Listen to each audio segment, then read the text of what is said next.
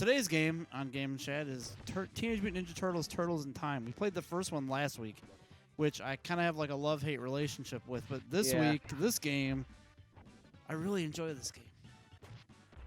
Yeah, this game was a lot. If it just compared, I mean, seriously, compared to the NES version, the original one by what was it, Ultra Games at the time? Oh, Konami, but yeah, Ultra. Yeah. But I mean, look at this. You just can't not sneeze here at the features. No. Let me show you. Let me show you right here. So you got your player one. You can play 2 players in this game. You can do a time trial where you just face a ton of enemies. Or you can do versus mode where you can battle people. You've got an option menu where you can change game settings if you don't feel like being tortured. So, like you do in Turtles 1, where you basically get a couple of measly Peasly continues. Yeah, right. You've got voice acting in the game. You can pick any of the turtles and then change your pick whenever you want. I'm going to go Leonardo here. Let us know if you can hear everything. Leo. Let us know if you can hear everything. In fact, you know what I need to do real quick while the intro plays is Oh yeah, it's playing. I can hear it. I literally had no time to update the I'm going to have to actually log out of... I'm still logged into my channel here from streaming yesterday. So I need to log myself back in here. So I'm probably going to either see if this screen will stay, but... Nope, it's not. It's going to load up the game. So here, I'm going to hit pause here real quick. Well. Oh, it's select. That's what got me. Okay, I'm hitting start. I'm like, what's going on here? It's not working. I just need to... So, you've played this game, right? Yeah. So what's your, like, what do you like about this game? I mean, you were saying that, you did like the original.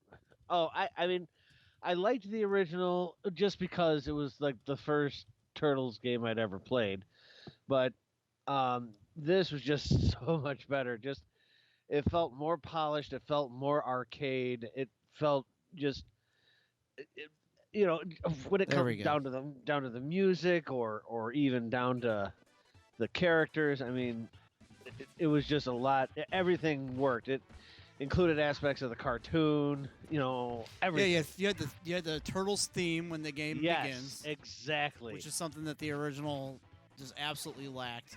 Now here, just to basically kind of, we technically skipped the game, which is fine because I don't, it doesn't bother me. But before this game in the arcade, there was an arcade version, which when the NES one came out, like I was all excited because I'm like, is this TMNT arcade? Like, Yeah. Am I going to get the arcade experience at home? And then you turn it on, and it's like, no. Now, we later got that with Teenage Mutant Ninja Turtles 2, the arcade game, which was fine. Yeah. But this is like a follow-up to the actual arcade version, which the follow-up in the arcade was also Turtles in Time, but by the time it came to home consoles, we were on Turtles 4. Right. That's what this is on the Super Nintendo here. So this really follows a lot more closely with the arcade version, except there's a few added features, such as you can, like, if you walk up to enemies, you can throw them towards the screen. You can slam them back and forth on the ground like this. Yeah. But you do have other elements that have stuck from previous games, like you have your canister here that blows up. You can blow up a bunch of foot soldiers. You have foot soldiers, period, which is nice, and that's what the NES one lacked. Right. No flame guys or, a guy with a chainsaw. Yeah, you're not going to see any of that crap here. That's for certain. Oh, she got out of the way there. I absolutely loved that. My favorite thing was, you got Krang. Well, I put myself in a bad position here, and I'm probably going to... See, the one thing is when you play these games and you talk at the same time, it's not like the same... You definitely can't concentrate as well as you could normally when you play this. Yeah. Shell shock. So yeah, this was a follow-up to that original game, and this is probably considered by many to be the best in the series as it comes to home ports. Oh, without a doubt. I mean, it just felt really fluid. I mean, the controls were just absolutely excellent. I mean, you never really in this game did you feel like you weren't in control, do you know what I mean? Like you basically, what's the word I'm trying to think of?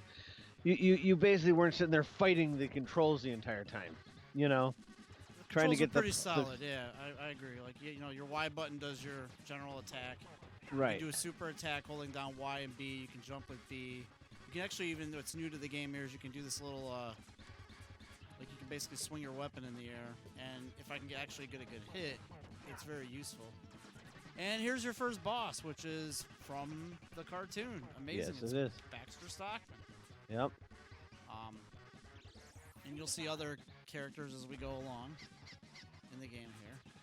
But that's why this game was just popular. This is basically what we wanted the first Turtles to be like. I mean, well, the other really. thing too is when this game came out, you know, the Super Nintendo was brand new. Yeah. They were doing 16-bit games, so it kind of just, you know, it was a perfect fit, honestly. Like back in the day when Super Nintendo came out, I'm like, cool. Now they can actually port the original arcade game back over and just re-release it. That's what I actually thought was going to happen. No. And then I saw the release at my local video store, and I'm like, Turtles in Time. I'm like, what is this? And I look at the back, and I'm like, this looks like the arcade game. I'm like, I wonder if they just like took the same engine and then redid it, which I later to find out that there was an actual Turtles in Time game in the arcade.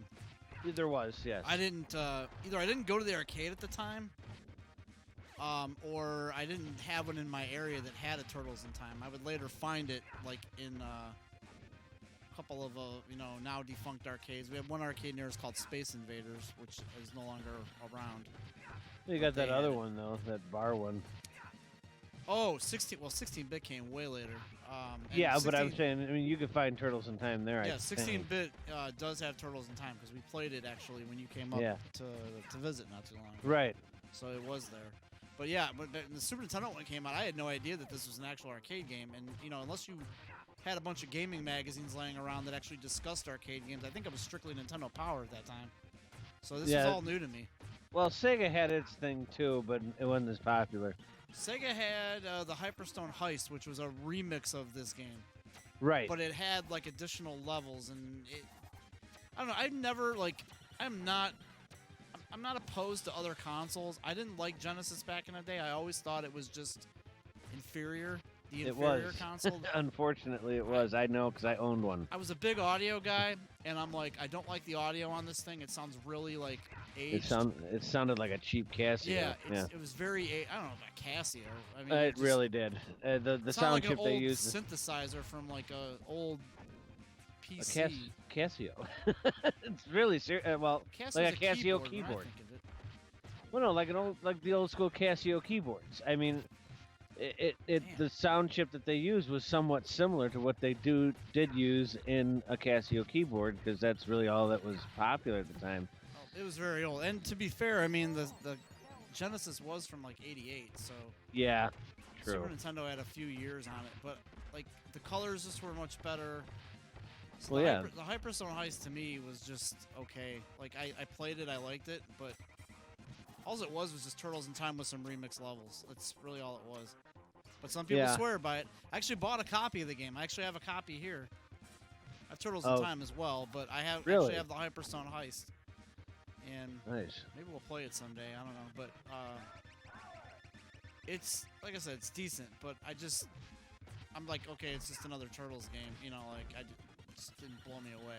But if you had a Genesis and that's all you had, and you didn't have a Super Nintendo, then yeah, by all means, it would make sense for you to buy the Hyperstone Heist. Well, yeah. Same thing with like Street Fighter 2 when that came out. I always thought that this Genesis version was inferior on that too. The sound sounded like shit. Mm-hmm. You know, and then the colors weren't great either. Well, Super Nintendo had a better color palette than. Well, it was 3 or 4 years newer. Obviously. True. I mean, obviously. I think the Genesis was only capable of doing, wasn't it, like 256? Where don't go guessing if you don't know the facts. No, I remember we're it was not less. the other show. We don't just spew facts out of our mouths. I know. That's why I said I think. I didn't say I knew. I think it's way more than 256. You're probably right. We speak the facts here on this show. Go to Google if you don't know. I'm not bringing your Harmackopedia to this show, Harmack. 256. Just Google it. How many colors was the Sega Genesis capable of? I'd be curious. I honestly don't know. Let me see here. So here's another bot. While you're looking that up here, I'll talk about this boss. This is Metalhead, or was it Metalhead? I think is his name. I thought his name was. Yeah, Mecha it was Turtle. capable. Well, the Game Gear. Not That's the a Game Gear. Not the Game Gear. And the I Master thought this System. turtle's was- name in the show was Mecha Turtle. Oh yeah. They call him Metalhead here. Unless that's just some kind of like screw up on the programmer. All right, we're going to stage 3, which kind of mirrors the original one, because I think in this third stage you go in the sewer there too, but this time you're on a freaking surfboard. And in the Super Nintendo one, they label it as a bonus stage, but yet in most bonus stage of games you can't die, most of them. But in this one, you can actually get killed. So I don't know how much of a bonus this really is, but you get a lot of enemy kill opportunities. There's lots of pizza in here, but there are spikes. I'm normally a lot better at this game. I just don't think I can talk and play it at the same time. All right. Yeah. Here we go. I was. So you got close.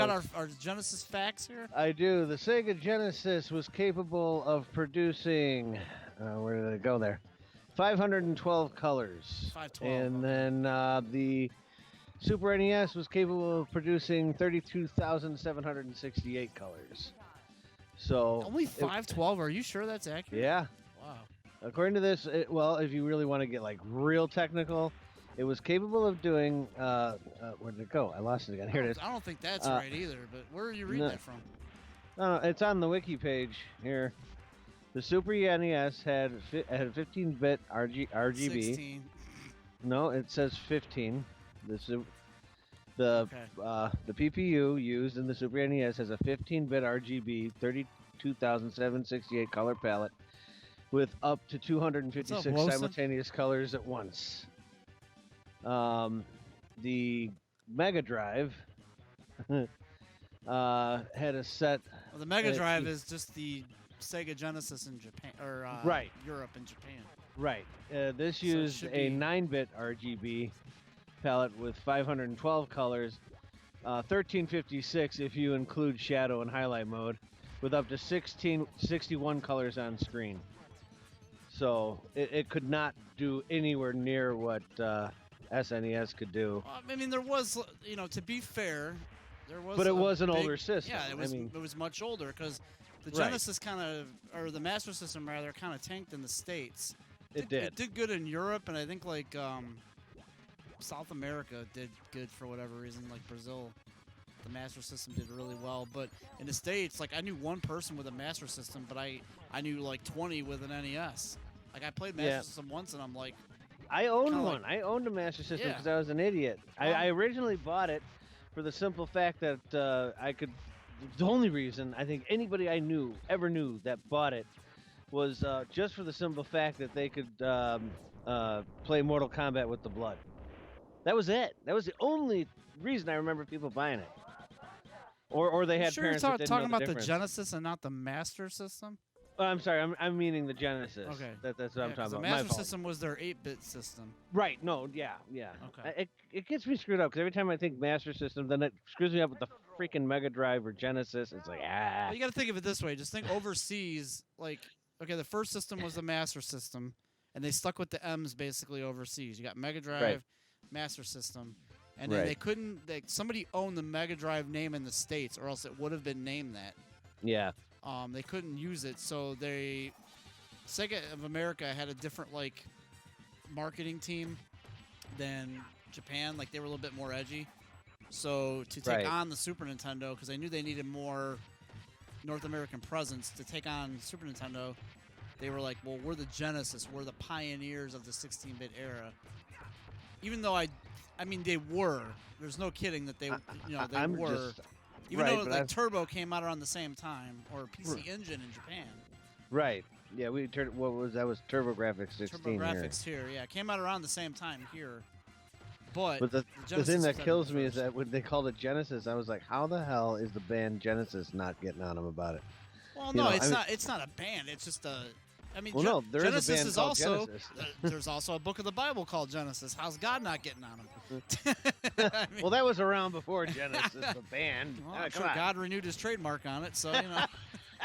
The Lord said, "Thou shalt not I use shall not Genesis." use the name of my first book. Right. No, I mean I don't think. See, I like if it was a music thing that Sega was doing, I would think maybe I could see that, but it's not. It's a video game console.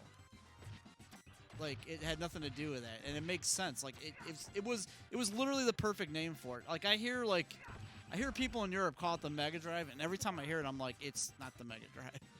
It's not like it's not being a stubborn American or anything like that. It's just Mega Drive just sounds so like dumb to me. Like if you have Genesis, it sounds like the game cartridges would be huge. like we'll probably get like slaughtered in the comments from people where the system was out at, but like I don't care. Like Genesis just sounds much better. It defines what it was. It was the first 16-bit console.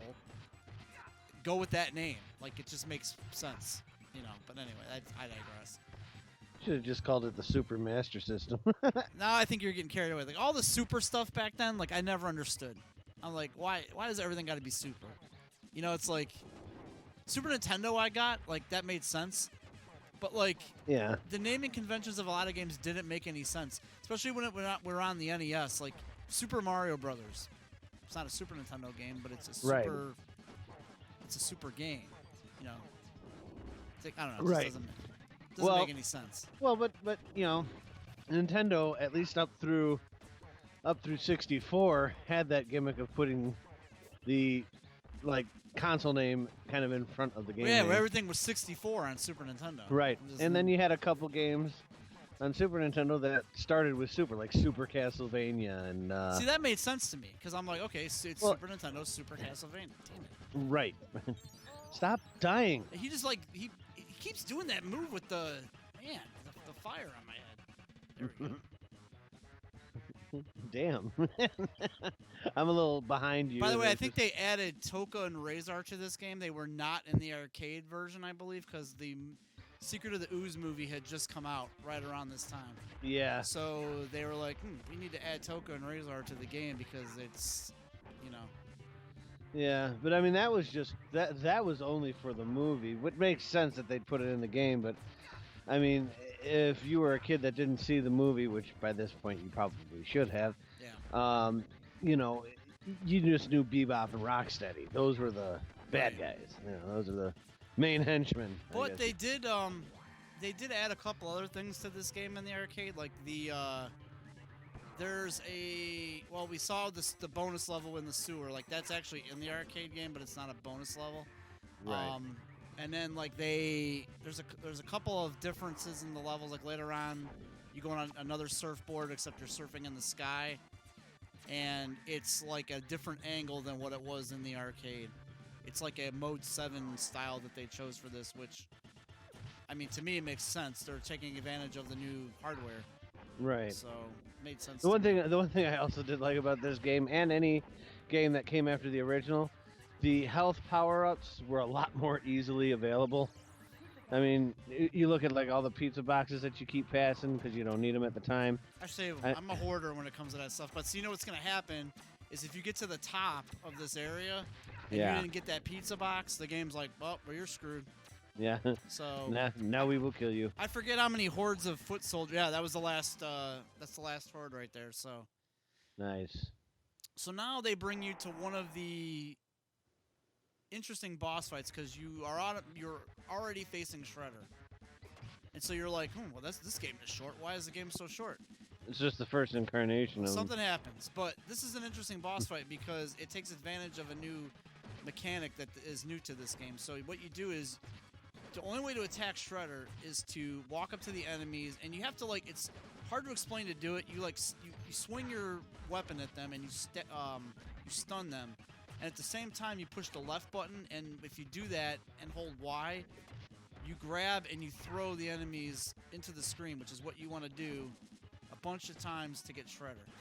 It's very hard to, I struggle with that when I first got this game because I'm like, I don't know how to do that. It feels unnatural Yeah, almost. But Yeah. once you figure it out, you're doing it almost every freaking time, which I loved throwing them at the screen. And It it's was an just easy, something you don't see all the time. and you it's know? a one-hit kill. So this is where the in time part comes. So basically, Shredder gets away. You're in the Technodrome. He gets away, and he magically decides to whisk you away into a time warp, which is what's going to happen here. So let's do the time warp. Let's do the time warp again. So they got this pre-chrono trigger thing here. Yeah. Where you're going through the time warp. So we're going to go all the way back to BC 25 billion, I don't know, a long time ago. Wow. Even before apparently the universe was created, Yeah. maybe? Before Prehistorical turtle before the Sega Genesis. Right. Okay. So yeah, now you're gonna get a bunch of novelty levels for the next part of the game. Basically, it's pretty obvious where this is gonna go. You're gonna start in the past. You're gonna work your way up through the Middle Ages, and then you're gonna end up in the future. I when I first played this game, I'm like, I can see this happening. We're gonna fight in the future at some point. I figured that's probably where the last boss fight was gonna take place. Well, obviously, yeah. It doesn't. Well, but I'm saying, if you were to play this for the first time, that's what you would think. These foot I soldiers, mean- the pink ones, are the worst, by the way. They block everything and force you to do your super move to take them down. And then you get, bastard, get out of here. So, it's funny, the foot soldiers, they come in a variety of colors, but when you go from different time periods, they come out with all these weapons. Like, they've got these gigantic battle axes from the Stone Age, which I didn't know battle axes was a Stone Age thing. Yeah, they should be coming out with like a club or something. They've got these, like, big rock guys here. Like, I don't even know, like, in what place in... Like, why wouldn't it be cavemen or something? Like, like... Well, these guys are kind of like cavemen here. But they're carrying around, like, axes, like battle axes. It's Well, not yeah. like a prehistoric thing. And wearing boots. And how do you get bombs? Where are bombs coming from? They're not... This is a plot hole. I A don't bunch of think foot they soldiers cared. get transported back to the past with bombs and artillery. Ugh, I hate this. These pink guys drive me nuts. Ooh. I might actually need to use a continue here. Uh-oh. The only thing I don't like either is like their own bombs don't destroy them. Yeah. Down for the counter. Anyway, I'm trying just to make it through this friggin' level. I would probably venture to say that of any of the Turtle games that I think the original arcade is my favorite, Yeah. but I do enjoy this one.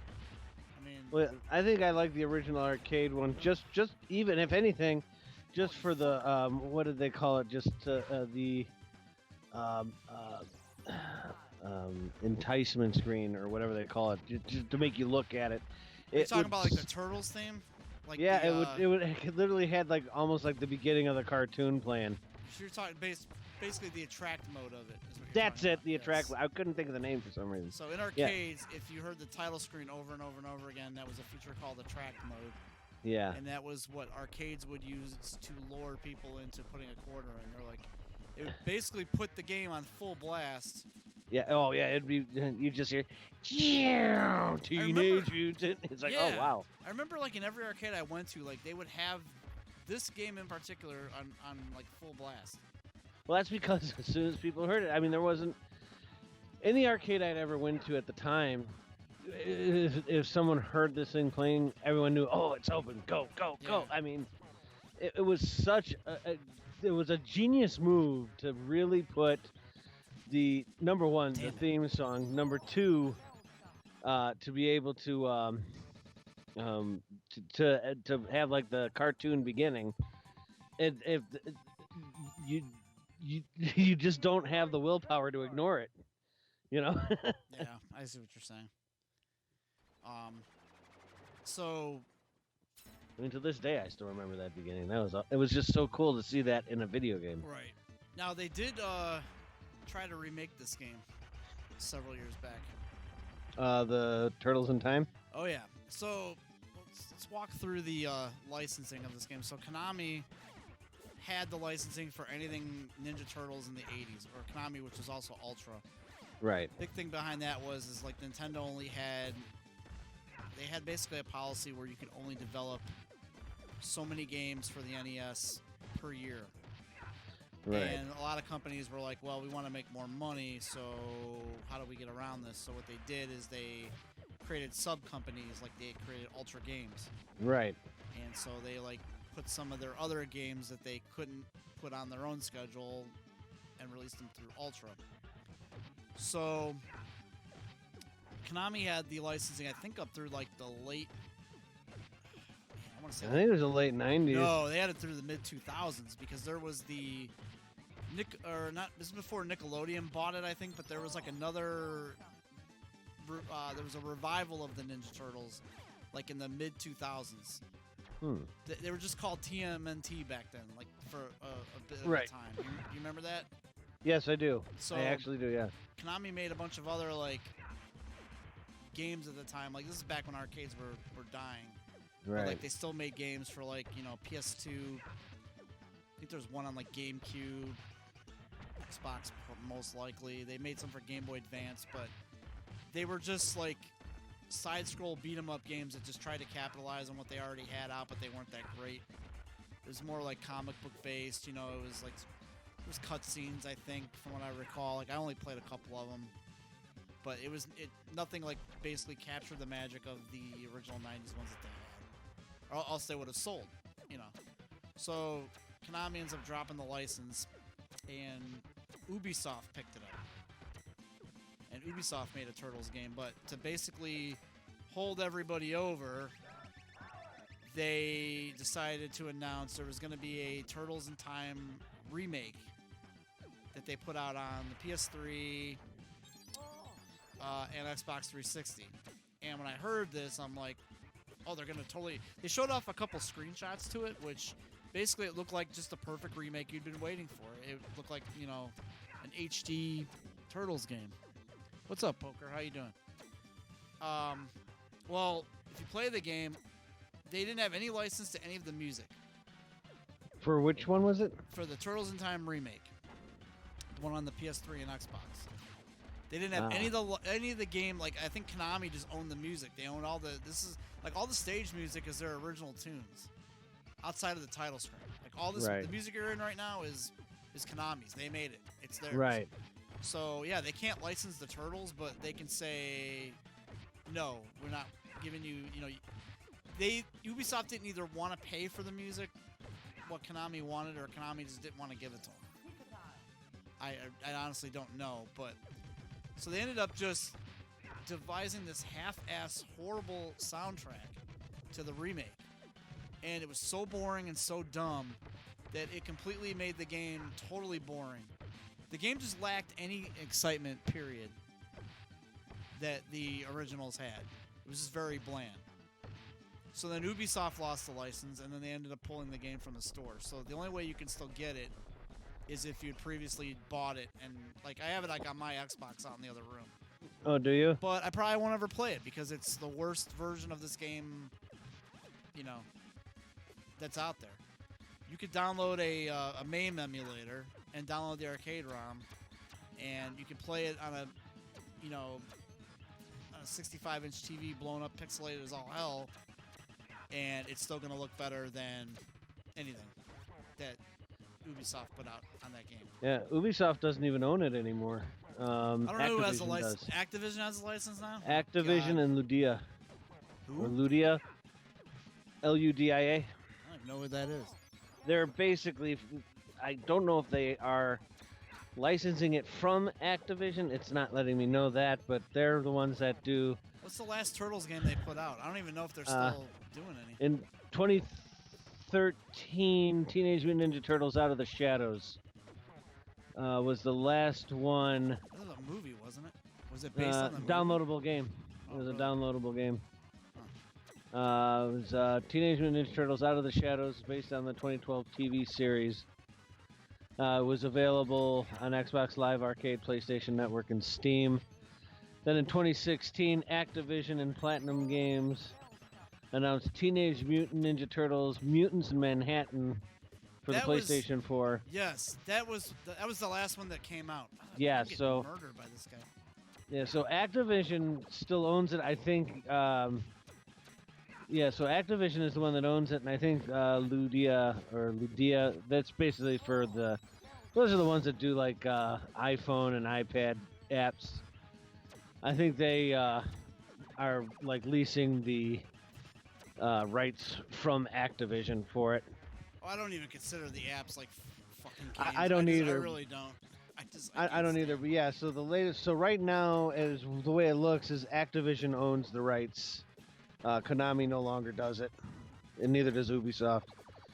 It's Konami doesn't do games really anymore. Period. No, they really don't. Which is sad because they had some really good damn games. Well, look, I even think that if they relicensed the Turtle games now and just did something with them, like if they, I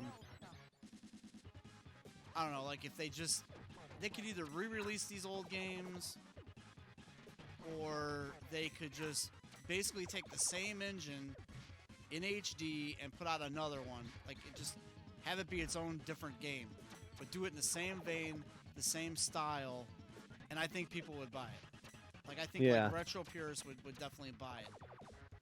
I can't see it happening though, because Konami, again, they don't make games. Right. Damn.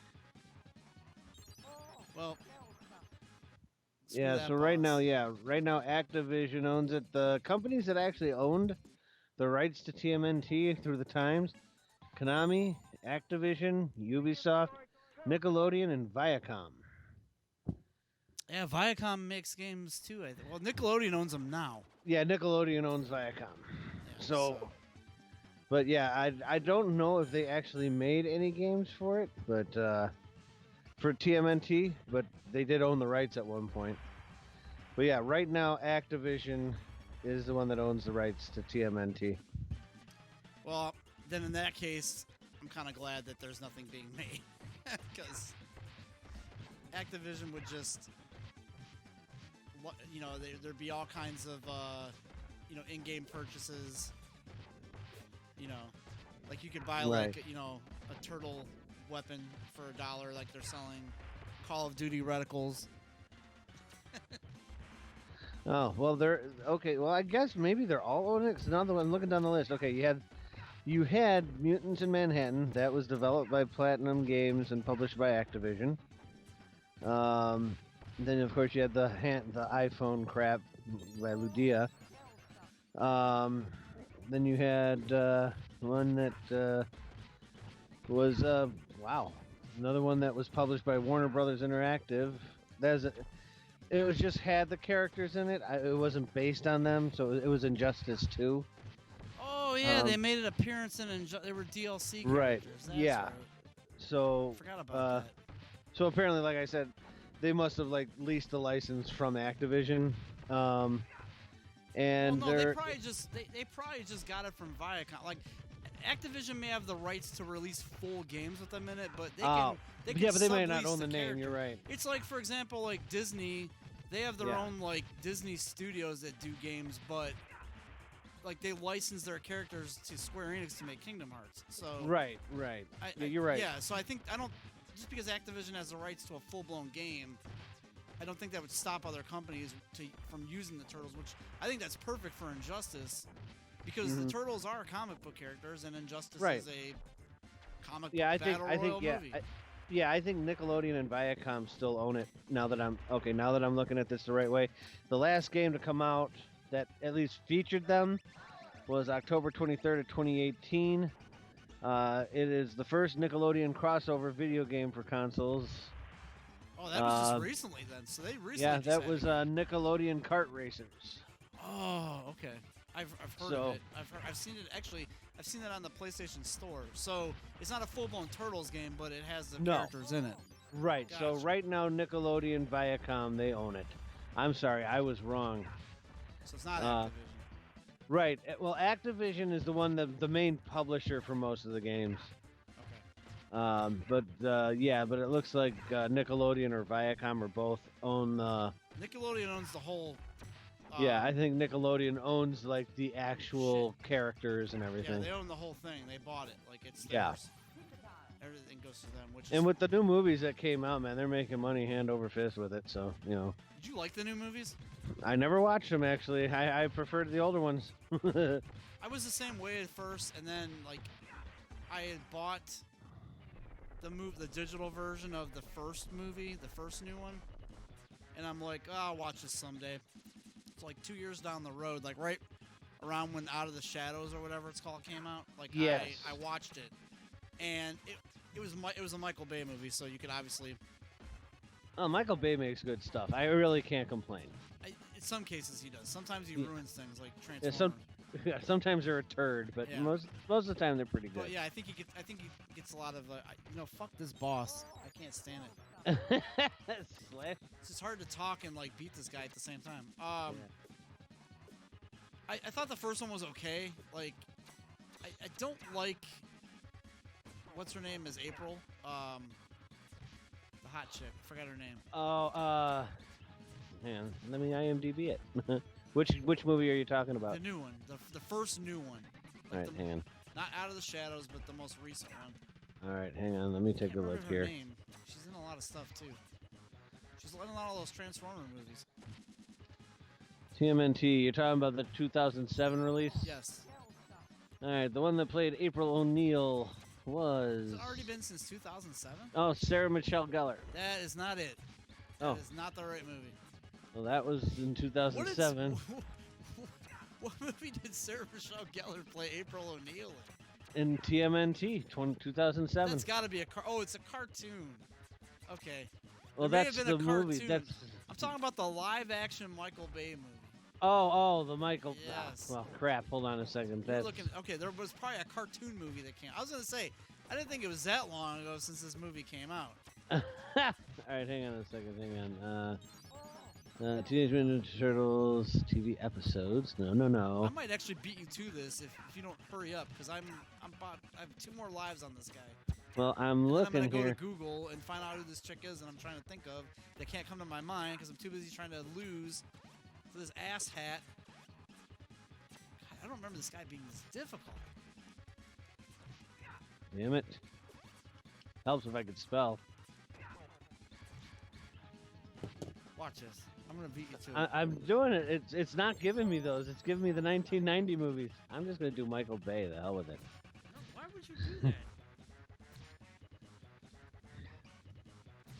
Michael Bay. Because now you got. And Transformers. Teenage Mutant Ninja Turtles. He was a Megan producer, not Fox. director. Megan Fox. I already beat you to it with my controller down. Yeah, well, there it is, Megan Fox, but it's... Shit. Yeah, I'm glad you did all that legwork, Harman. I did, I tried, but every time I typed in, it kept giving me the freaking 1990 movie. I'm like, oh no, that's not the one I want. It's not giving me any other options. That Just was weird. Type I just Googled Teenage Mutant Ninja Turtles Well, I was on IMDb. Michael I Bay figured that'd movie be easier. cast, and that's all I had to do. You had Megan Fox who played April O'Neil. You had Vern Fenwick, who was played by Will Arnett. Casey Jones, played by Stephen Amell. Tyler Perry is Baxter Stockman. That's a very weird and strange choice. I like the fact that Johnny Knoxville is the voice of Leonardo. Right here, Brad Garrett. You know, big ass Brad Garrett played Krang. Huh. I don't see any more. No, but I mean, any other, like I said, I common mean, names. they're making really good movies. You know, I mean, I don't know about this one. It's got a Metascore of 31. I don't know. I don't think that's very good. Well, yeah, they shit all over anything Michael Bay does. Look. I thought the movie. I don't think it wasn't as close at all to the '90s movies, Yeah. but it was not terrible. Like I found enough enjoyment out of it where I was like, okay, this is good. This works. You know, this is fine. Right. But because it's Michael Bay and he messed up Transformers, you know, everyone's gonna shit all over him. You know, now, I did not see Out of the Shadows. I just know that it has WWE star Sheamus as I think what is he, Bebop? I want to say, or Rocksteady. I think he's Rocksteady actually. He's got the mohawk in that movie. Oh, yeah, that would be, Yeah. yeah, and this proves the point that Nickelodeon still owns it because the production company, it was not only Paramount, but it was Nickelodeon Movies. Well, Paramount so, is Viacom. Viacom owns all that. So I think Viacom owns Nickelodeon. Viacom owns Nickelodeon, MTV, Yeah. Spike TV or whatever it's called now, Paramount Network. I don't know. Yeah. They own all that crap. Yeah, so it's cool that they're keeping it alive because usually when companies will buy up other companies, a lot of times those old school names will get lost in the shuffle. It's kind of nice to see that this stuck around.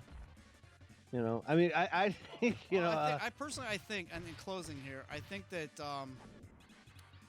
Teenage Mutant Ninja Turtles is always going to be around in some fashion. It's just something that comes back every once in a while.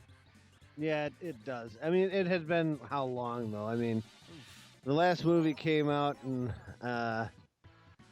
what the hell was it? I just saw it too. Son of a gun. 2016. No. I'm talking about the original ones. Well, the first one was 90, and I think the second one was 92. Yeah, and then I don't think it was until what, 2007? No, they had Turtles 3 was like cartoon. 94, I want to say. The 94. Turtles, Teenage Mutant Ninja Turtles 3. Oh, the 3, The Secret of the Ooze? No, that was 2. No, wasn't yes, it? it was. No. 3 was the horrible one where they traveled in time. Oh, yeah, that was 93, actually. I was wrong about that. It was horrible. Like, I think... Yeah, that's when I kind of started losing interest in the Turtles movies. And then what really was the nail in the coffin for me was a soundtrack that they had done called Teenage Mutant Ninja Turtles Out of Their Shells. Oh my God, was that brutal. Oh. It was horrible. It was like they were supposed to be a rock band or something. They had like a whole stage play. I've seen a review on it. I think the Nostalgia Critic, I believe, did a review on it. Yes, he did. And it was just god awful. I mean, wow. I mean, the music was definitely out of sync with the time. I mean, it was more 80s rock in the 90s, which was weird. But I just kind of like lost my... I don't know. I lost it with them since then. I've never really watched much of the Turtles since. I think it's just because I think they were just kicking a dead horse at that point. Yep. You know. Well, so that's actually probably a good place to stop. So that was Turtles 4. Sadly, I did not beat it. Sadly, I got worked over by the prehistoric turtle Slash. What happened to you said last week? You know, I'm going to play a game that I could actually beat. I mean, I'm sure if I put it on easy mode, I could go through it and beat it, but True. I played it on normal mode.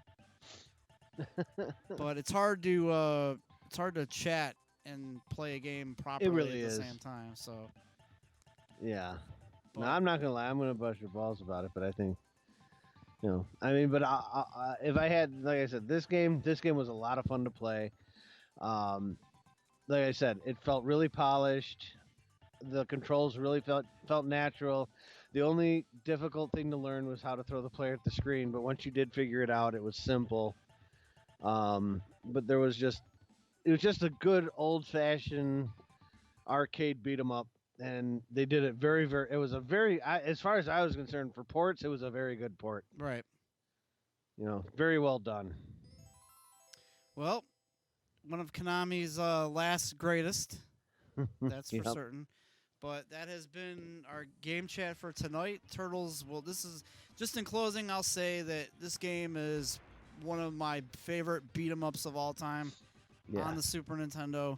I actually just picked up a cart. I always rented it when I was a kid, but I never owned it, and I just picked up a cartridge. I remember. Yes. I just picked up the cartridge of it a couple weeks ago, and I have it on my NES Classic as well because I put it there, but I have the cartridge in my original Super Nintendo sitting over here on the floor, and I actually played the original one, and I was like, man, this is such a glorious game, and one of my favorite beat-em-ups on the SNES. And if you haven't played it, you really owe it to yourself. Oh, you do. To play this game. because it is the best of the bunch of Ninja Turtles games that have come out. And It really is. And even the ones they still make today have not toppled this game. No. In terms of quality or fanfare, and But I always hold out hope that they'll come out with another good one. Just because the Turtles need to be just. I mean, seriously, they're really meant to be just a good side scroller, man. Yep. Don't make them all 3D and goofy. Just do a good old school, great graphics side scroller. Man, and hell, even remake this. I mean. Well, they did once, and that was a bust. So yeah, but no, do it right. And give it to the hands of Konami, and maybe it'll yes. get done right. Yep. Or at least like give it to the same company that did DuckTales. It was just a labor of love, you could tell. Do the same thing with this one. Give it to a company that you have a bunch of people that played it when they were kids. Now they want to do it well. Right. That would be awesome. I would definitely get it. Nope. And that was Turtles in Time. So Harmack, in closing here. Yes. What game will we be talking about next week here on Game and Chat? Oh man. Let me think. I don't know. I didn't actually give it a thought. I was. Well, you're on the spot now. I know you are. You're putting me right on the spot. You know what? Let's go with one of those games that I've actually seen done and seen beaten. How this guy did it, I don't know, because I've never been able to do it. How about next week we go back to the 8-bit system for one reason, and one reason only, to play one of the hardest games ever, Ninja Gaiden. Ninja Gaiden, you're going to put me through that? Yes, I am, sir. I'll have to practice I watched my buddy literally burst blood vessels in his head playing this game, but he beat it. Well, I don't know how he did it, but he beat it. I'll have to practice up on that because that's going to be yeah, loads and loads and loads of fun. Jeez. And loads and loads and loads of restarts. But remember, like they said on AVGN, unlimited continues. That's true. I'm more worried about the knockbacks and the birds that keep respawning and everything. Yeah, that is what makes this game so damn difficult. It is like, take what you hated about Castlevania and put it into a ninja game. True. You have Ninja Gaiden. Yep, very true. All right, guys. Well, next week, you've heard it here first. Ninja Gaiden is up on the agenda. Yep.